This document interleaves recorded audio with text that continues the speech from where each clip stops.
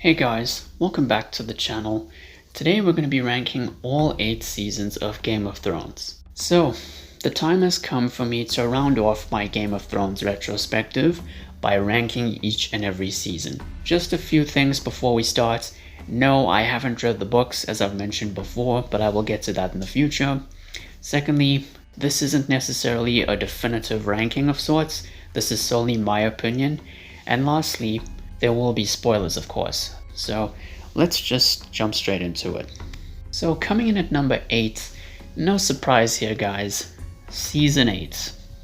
You Are My Queen is all I really need to say about Season 8, and yeah, I made a pretty lengthy review about this season. You can go check that out if you want to. The thing about Season 8 is it wasn't bad, but as a final season to what is otherwise an amazing show, it was soul-crushingly disappointing. The season felt rushed and moved way too fast because everything was crammed into 6 episodes because D&D obviously didn't care by this point. All they cared about was ending the show as soon as possible. And while the first 2 episodes were good, the rest of them, not so much. They were a complete disaster. The 3rd episode featured the long-awaited Battle of Winterfell, and it was executed in the worst way possible. The 4th episode had what is arguably the most nonsensical moment in the entire show, and that's Daenerys just kind of forgetting about the Iron Fleet and Euron's forces and so on. And in the 5th episode, which I think is probably the worst episode of the entire show, the less said about Daenerys just becoming evil and massacring King's Landing, the better. And not even the finale could do anything to please anybody by that point.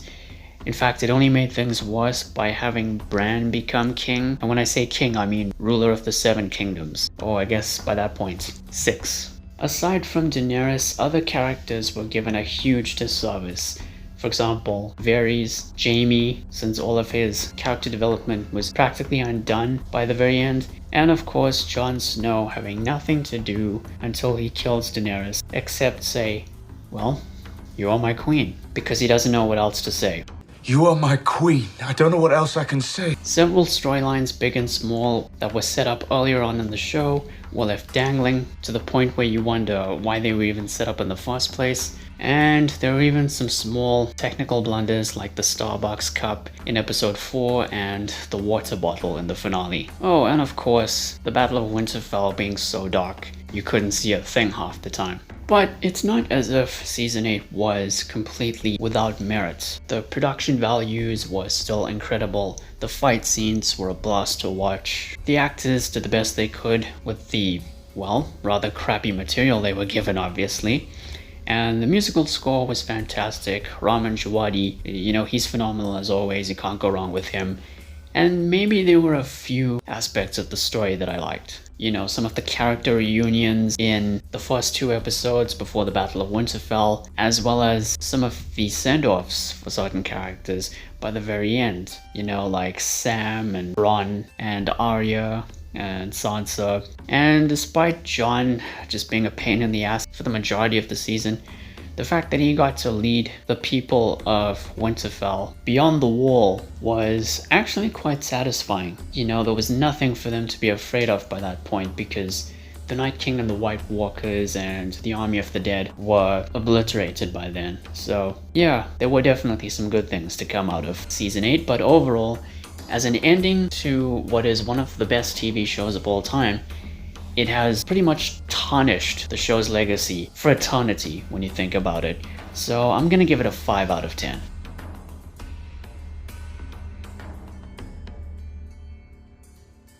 Coming in at number 7 is gonna be Season 7. Now I think this season gets way more hate than it deserves, but it's still rather low on the list because D&D definitely made a few questionable choices here and there. But the good still ended up outweighing the bad in my opinion, We got to see Arya finally get her revenge in the opening scene of the first episode. Like, are you kidding me? I just couldn't believe it. The remainder of the Starks are finally reunited. Euron Greyjoy is full-on maniacal this season. Lady Olenna confessing that she was the one who poisoned Joffrey back in Season 4. The death of Littlefinger.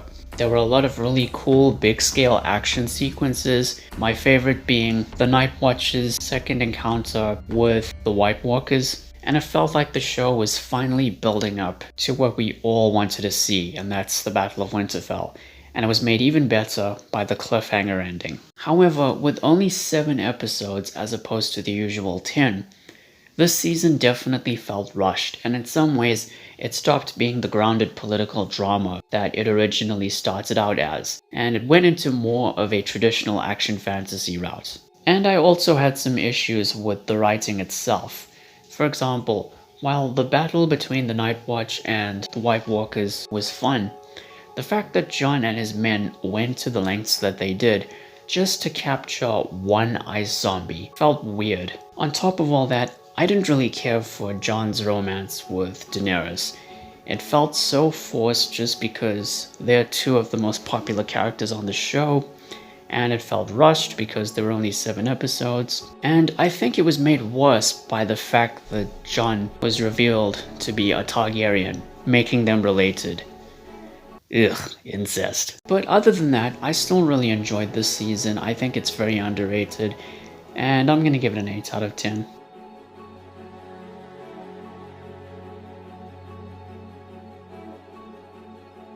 So coming in at number 6, and this may be controversial because I know a lot of people tend to have this one higher on their lists, Season 2.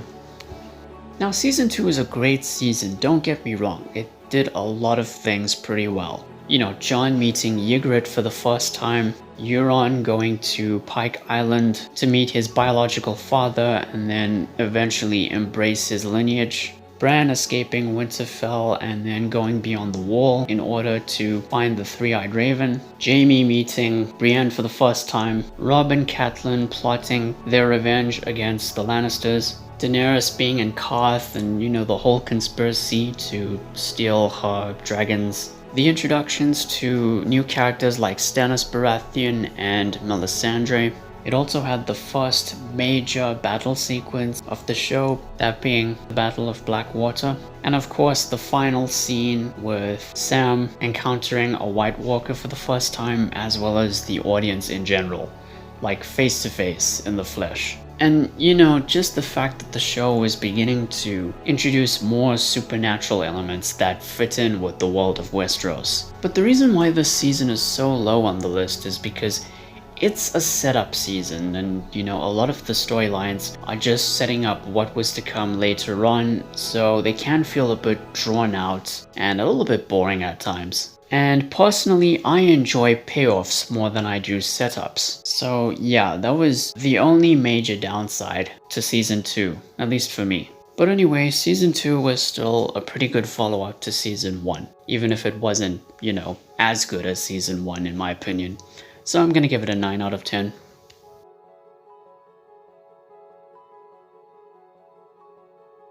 Coming in at number 5 is gonna be Season 5.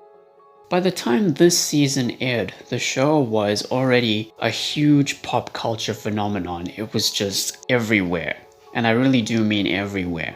I had started college that year and just everybody was talking about it, and since I wasn't much of a TV show person back then and the show didn't really appeal to me, I totally felt left out of the loop. But it doesn't matter, because the ending was shit. And so expectations were sky high for Season 5. For some people, those expectations were sadly not met. And I can see why, but I still thought it was an incredible season of television. It's just not as good as the seasons I obviously have above it. And it's because, much like Season 2, Season 5 is pretty much a setup season. And you know, when it comes to the seasons that mostly comprise of setups, such as Seasons 1, 2, 3, 5, and 7 to some extent, some people argue that Season 5 suffered the most from this. And that's because it was adapted from not one, but 2 books worth of material from George R.R. Martin's A Song of Ice and Fire series, and yet so many things were cut from it apparently, to the point where it felt like very little actually happened throughout the entire season. And it's made worse by the fact that Bran was not in this season, because he was actually ahead of all the other characters when you compare the show to the books, so it made sense for him to be absent. But because of all of this, the season was kind of a slog to get through. But there were still so many great things going for this season. You know, Jon Snow's alliance with Stannis Baratheon, the introduction of the High Sparrows who arrive at King's Landing, Cersei's Walk of Atonement, Tyrion and Varys meeting Daenerys for the first time, the Sons of Harpy and their plot to assassinate her, Theon helping Sansa escape Winterfell after becoming entrapped in an arranged marriage between her and Ramsay Bolton, even Stannis Baratheon's storyline. I know a lot of people disliked it because it deviated from the books, but on its own it was very effective, and just his death and everything leading up to it, all of that was great.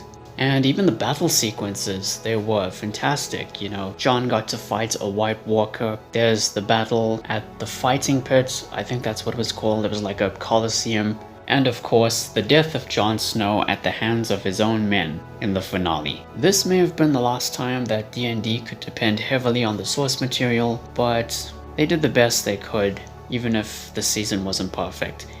So I'm gonna give it a 9 out of 10.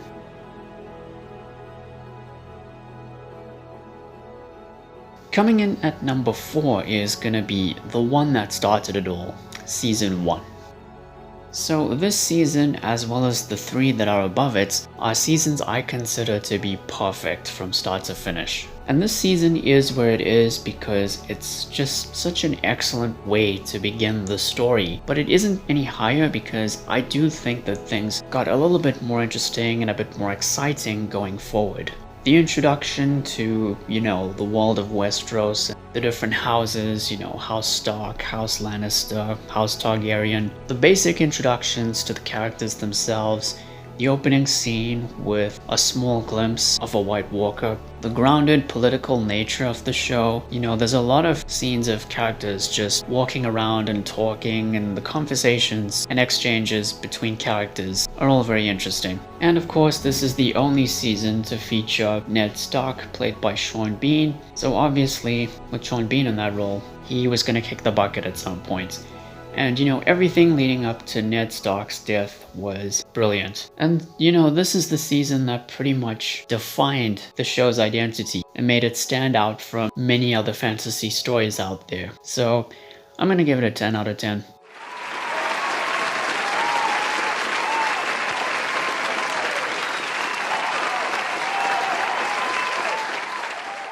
So coming in at number 3 is gonna be Season 3.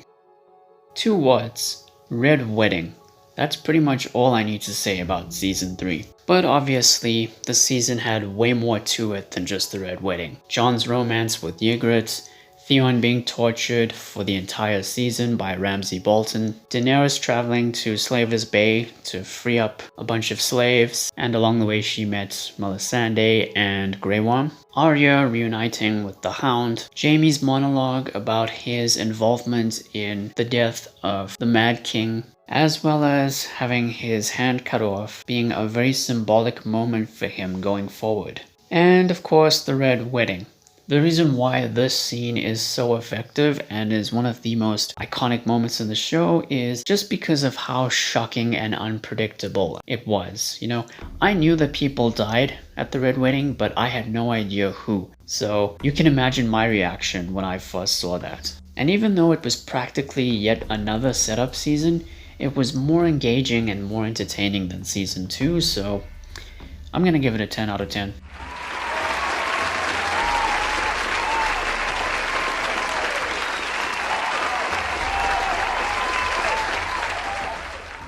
Okay, so we now have my top 2. We have Season 4 and Season 6. Both of these seasons are incredible. They are masterclasses in television, but only one can take the number 1 spot. So this may be controversial, but I'm gonna go with my gut here. My number 2, it's gonna be Season 4. I know the show died with Tywin, I get it.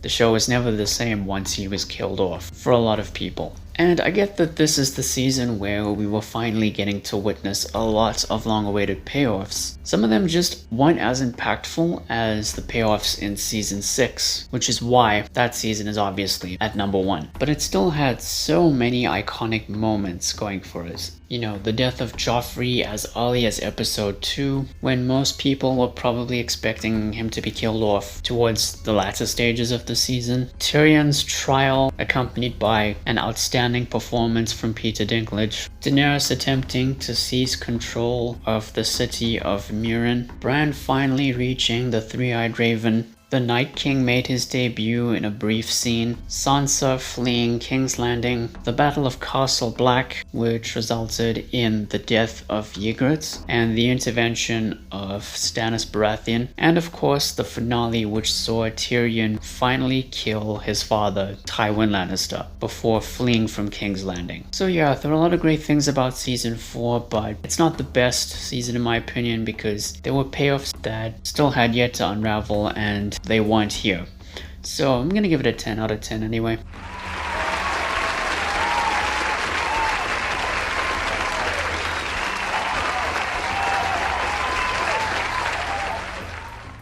But my number 1 pick can only be, by process of elimination, Season 6.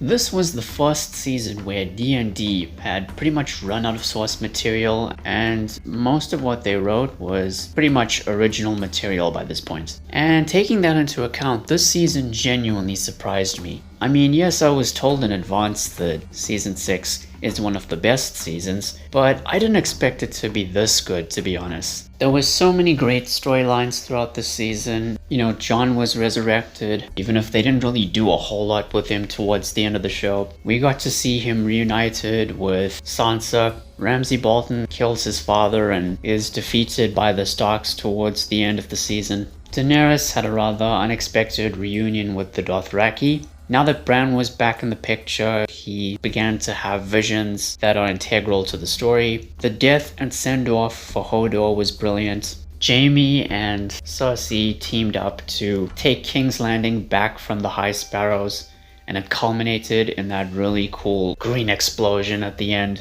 Theon reuniting with his sister Yara, not knowing that Euron has returned to Westeros. Arya doing combat training while blind before going back to Westeros. And of course, the Battle of the Bastards, the best action scene in the entire show. It's very grounded and incredibly claustrophobic from time to time. Are there any problems with this season? No, not at all, at least for me personally. So I'm gonna give it a 10 out of 10.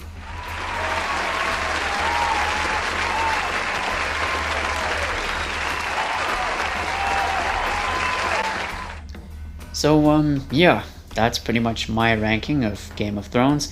Why don't you go ahead and leave your rankings in the comments section, and feel free to talk spoilers because, well, this video is filled with spoilers, so yeah, feel free to talk spoilers in the comments. I honestly don't know if I can say I'm gonna miss talking about Game of Thrones because I do think it's an exceptional show, but yeah, the ending has destroyed its reputation, and I was never a fan of it while it was airing. The success of it really annoyed me. But I am still looking forward to House of the Dragon, the upcoming prequel, just to see what it has to offer. So as for next time guys, I'm currently working on 3 upcoming videos that will take us back to the world of books. The first one being an update on my book collection, which I should have done last year, but I just didn't have time, so I'm gonna do that. The next one will be an unboxing of the Song and Ice and Fire box set, which I do have, but I just haven't opened it. You know, I've yet to read the books eventually. And the third one is a video discussing all of the book series I plan to read over the next 20 years or so. So look forward to all of that very soon, guys. And yeah, that's it. Thank you all for watching. Please be sure to like the video, share and subscribe, hit the notification icon. Be safe during this time, and I'll see you soon.